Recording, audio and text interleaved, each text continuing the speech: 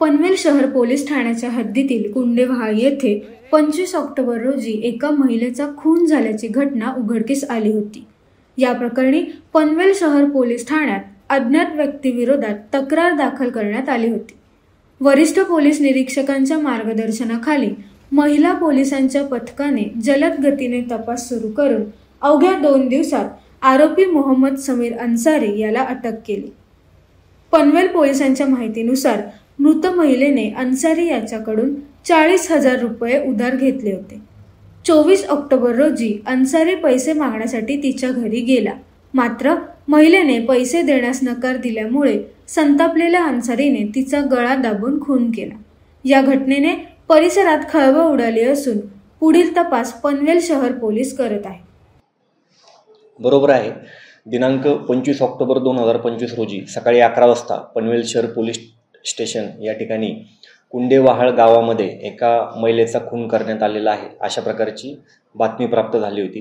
त्या बातमीच्या अनुषंगाने आमचे वरिष्ठ पोलीस निरीक्षक ठाकरे साहेब व मी स्वतः सदर घटनास्थळी भेट देऊन सदर गुन्ह्याचा तपास सुरू केला होता। सदर गुन्ह्याच्या तपासामध्ये आम्ही पहिल्यापासूनच महिला अधिकारी आणि महिला तपासी अंमलदार यांना याबाबत मोटिवेट केलं होतं की याच्यामध्ये लीड घेण्याबाबत तपासामध्ये।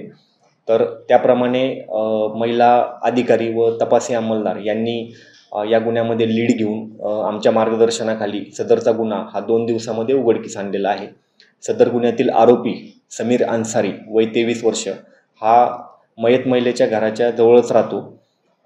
या आरोपीने मयत महिलेस 40,000 रुपये उसने दिले होते आणि वारंवार मागणी करून देखील सुद्धा मयत महिला त्याचे पैसे परत देत नव्हती। त्यामुळे आणि त्याचबरोबर या आरोपीचं डेअरीचं दुकान आहे, त्या दुकानावरती देखील त्याला डेअरीचे प्रॉडक्ट्स विकत घ्यायचे होते। त्याचबरोबर त्याची घरीसुद्धा आर्थिक परिस्थिती नाजूक चालू होती।